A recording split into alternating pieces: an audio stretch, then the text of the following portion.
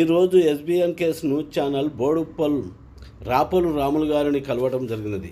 తను కారంచెడు నుంచి పందిరికుప్ప నీరుకొండ చుండూరు సమస్యల్లో పాల్గొన్న వ్యక్తి, అదేవిధంగా తెలంగాణ ఉద్యమంలో పాల్గొన్న వ్యక్తి.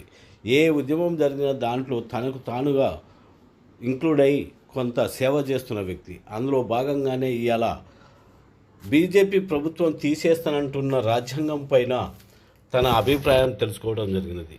తను మాట్లాడుతూ రాజ్యాంగం తీసేస్తే ఒక ఎస్సీలకే కాదు బీసీలకు అన్ని కుల వృత్తులు మళ్ళీ వస్తాయి, అందుకోసమైన రాజ్యాంగం తీసేయలేరు, ప్రజలు ఊరుకోరు, ప్రజా ఉద్యమాల ద్వారా మళ్ళీ రాజ్యాంగాన్ని కాపాడుకుంటారు. ఉదాహరణకు రైతు చట్టాలను కాపాడుకున్నట్టుగానే దీన్ని కూడా కాపాడుకుంటారు. లేకుంటే మెచ్చర్ జిల్లా మొత్తం రాష్ట్ర వ్యాప్తంగా జరుగుతుంది. రాష్ట్ర వ్యాప్తంగా ఎస్సీసీల నుంచా ఎట్లా? కాంగ్రెస్ అని కాదు కానీ నేను అంబేద్కర్ సంఘాల సమాఖ్య రాష్ట్ర అధ్యక్షుడిగా పనిచేసిన, దళిత ఉద్యమాలలో పనిచేసిన, కారంచెడు నీరుకొండ పదిరికుప్పం ఈ సంఘటనలు జరిగినప్పుడు ఆంధ్రప్రదేశ్ మొత్తం కూడా తిరిగిన. తర్వాత రంగారెడ్డి జిల్లా అధ్యక్షులుగా పనిచేసిన దళిత మహాసభ, అదేవిధంగా కారంచెడు సంఘటనలో ఉద్యమాలు చేసి 34 లాఠీలు దెబ్బలు తిన్నా, అప్సూడలో రాస్తారోక చేసి, అదేవిధంగా 2 సంవత్సరాల పాటు కోర్టుకు తిరిగిన, అనేక కేసులు ఎదుర్కొన్న, అనేక ఉద్యమాల్లో పాల్గొన్న, అనేక కేసులు ఎదుర్కొని, అదేవిధంగా తెలంగాణ ఉద్యమంలో పాల్గొన్న, అక్కడ 32 కేసులు ఎదుర్కొన్నా. ఇట్లా నా జీవితం మొత్తం కూడా ఇదే ఉద్యమాలతో ఉన్నది. చివరిగా బహుజన్ సమాజ్ పార్టీలో నేను పనిచేసిన, బహుజన్ సమాజ్ పార్టీ జిల్లా అధ్యక్షుడిగా పనిచేసిన, మేడ్చల్ నియోజకవర్గం నుంచి ఆ రోజు ఇక్కడ నుంచి ఎమ్మెల్యేగా నాకు పోటీ చేసే అవకాశం కల్పించిండు మానేశ్రీ కాంశీరామ్ గారు. అప్పుడు నేను ఇదే మాజీ మినిస్టరు దేవేందర్ గౌడ్ గారి మీద నేను పోటీ చేసి సుమారు 25,000 ఓట్లు నాకు ఆ రోజులలో వచ్చినాయి. కాబట్టి ఇక్కడ అనేక ఏ ఉద్యమం జరిగినా నాతోనే మొదలవుతుంది. రీసెంట్గా ఒక 4-5 సంవత్సరాల క్రితం 10 సంవత్సరాల క్రితం ఇక్కడ నీటి ఉద్యమం చేసినాం. Federation Boduppal colony welfare association federation పెట్టి ఇక్కడ నీళ్ళ కోసం పెద్ద ఉద్యమం చేసి నీళ్లు సాధించినాం. అదేవిధంగా గ్రామ పంచాయతీ నుంచి మున్సిపల్ కావాలంటే మున్సిపల్ పోరాటం చేసినాం.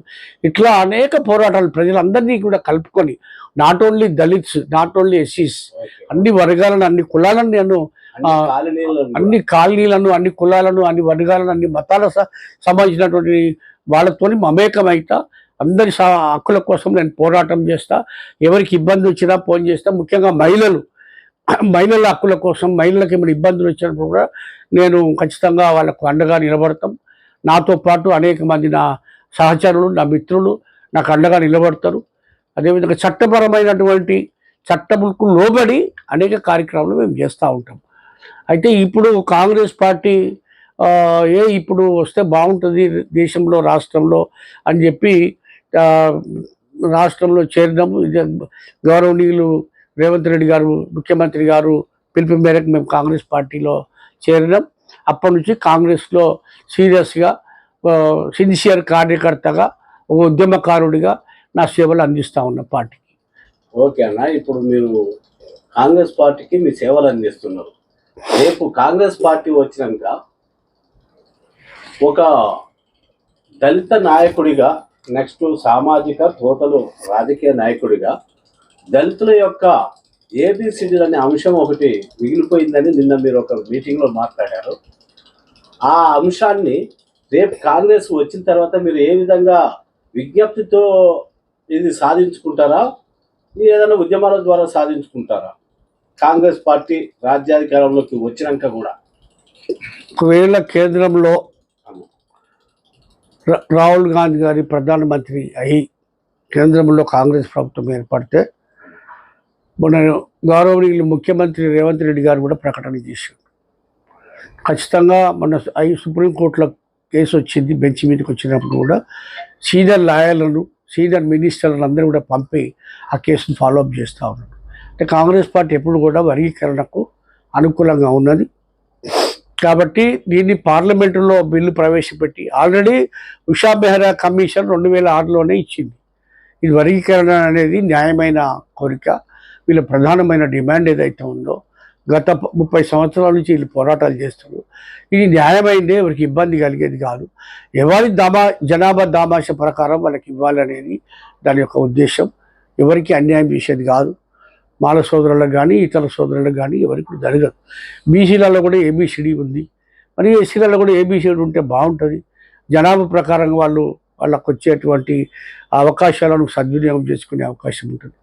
కాబట్టి రిజర్వేషన్లు కానీ, తర్వాత ఉద్యోగ రంగాల్లో కానీ అనేక రంగాల్లో కూడా వాళ్ళు ఆర్థికంగా ముందుకు పోయేటువంటి అవకాశం ఉంటుంది. కాబట్టి వర్గీకరణ అనేది మంచిదే, దానికి చేయాల్సిందే అని చెప్పి ఉషా మెహ్రా గారు ఆ రోజు రిపోర్టు ఇచ్చారు. ఆ రిపోర్ట్ పెండింగ్ అది ఓపెన్ చేస్తే అయిపోయి, అది తీసుకొచ్చి దాన్ని అమలు పరిచి పార్లమెంట్లో బిల్లు పెట్టేస్తే సుప్రీంకోర్టుకు పంపిస్తే సుప్రీంకోర్టు కూడా ఒప్పుకుంటుంది. కాబట్టి ఆ విధంగా వర్గీకరణ తప్పకుండా కాంగ్రెస్ పార్టీలో జరుగుతుంది అనేటువంటి నమ్మకం మాకుంది. ఓకే అన్న, ఇప్పుడు ఇంకొక చిన్న విషయం ఉన్నా, ఇప్పుడు మీరు తిరుగుతున్న క్రమంలో కాంగ్రెస్ పార్టీ దేశంలో కానీ తెలంగాణలో కానీ అధికారంలోకి వస్తుందనే నమ్మకం మీకుందా? తెలంగాణలో ఆల్రెడీ ఇచ్చినాం కదా.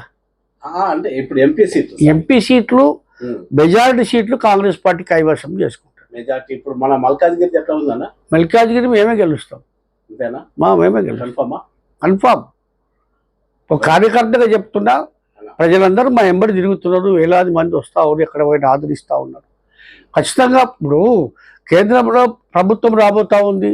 మీరు అందరూ చూసి ఉత్తర తెలంగాణలో మొత్తం బీజేపీ జెండాలు అన్ని కూడా ఎందుకు గాలి పెడుతున్నారు? మన పంజాబ్లో కానీ, హర్యానాలో కానీ, మేఘాలయ కానీ, గుజరాత్లో కానీ, రాజస్థాన్లో కానీ ఎందుకు బీజేపీ జెండాలను గాలి పెడుతున్నారు? ఇప్పుడు మోడీ 2 సార్లు ముఖ్యమంత్రి అయ్యిండు, ప్రధానమంత్రి అయిన తర్వాతనే కదా అనేక మంది ఇలా అరాచకాలకు గురి అవుతూ ఉన్నారు. ఇలా ఆయన ప్రభుత్వంలో ఉన్నటువంటి ఎంపీలు కూడా ఆ మహిళలను ఒలింపిక్ దాంట్లో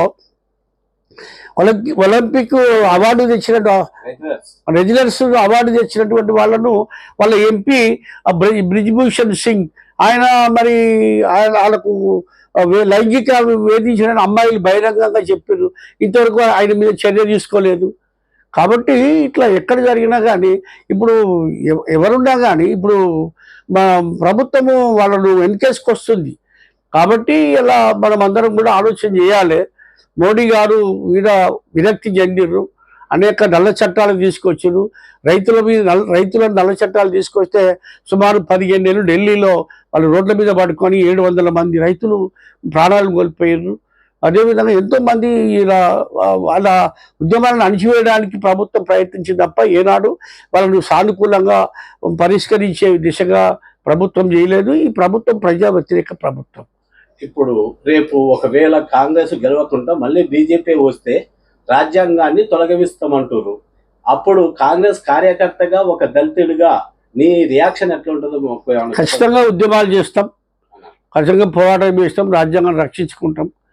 బాబాసాహెబ్ అంబేద్కర్ మామూలుగా చేసింది కాదు, ఇది ఒక రోజున నిర్మాణం చేసింది కాదు. ఒక చట్టం అయినాక మనం ఎన్ని పోరాటాలు చేసినా దాన్ని తీర్చిదిద్దలేరు కదా. చట్టం కాకుంటేనే చట్టం చేస్తుందని మనకు తెలుస్తుంది కదా. చట్టానికి వ్యతిరేకంగా మనము ఎన్ని చట్టాలు అమెండ్మెంట్ చేయలేదు. ఇప్పటికీ 72 సార్లు చట్టాన్ని అమెండ్మెంట్ చేశారు కదా, ఉన్న చట్టాన్ని అమెండ్మెంట్ చేశారు కదా. చట్టం రాకుండానే వీళ్ళు అన్ని పొలిటికల్ పార్టీలు, అన్ని రాజకీయ పార్టీలను ఏకం చేసి ఖచ్చితంగా మా వంతు పోరాటం కొనసాగిస్తాం. కాంగ్రెస్ పార్టీ కూడా ఎప్పుడు దానికి ఒప్పుకోదు కాంగ్రెస్ పార్టీ కూడా. కాబట్టి కాంగ్రెస్ పార్టీ ఒప్పుకోదు, ఇండియా కూటమి ఒప్పుకోదు. ఎవరు కూడా లౌకికవాదులు వీళ్ళంతా. ఇదేం కరడు కట్టిన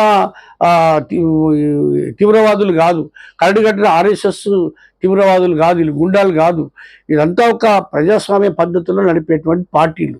ఈ ప్రజాస్వామ్య రకంగా ఉండాలంటారు తప్ప ఇష్టం వచ్చినట్టు చట్టాలను మార్చుకొని తమ స్వలాభం కోసము తన అనుకూలంగా మార్చుకొని ఇతరుల మీద దాడి చేస్తా అంటే ఎట్లా ఒప్పుకుంటారు?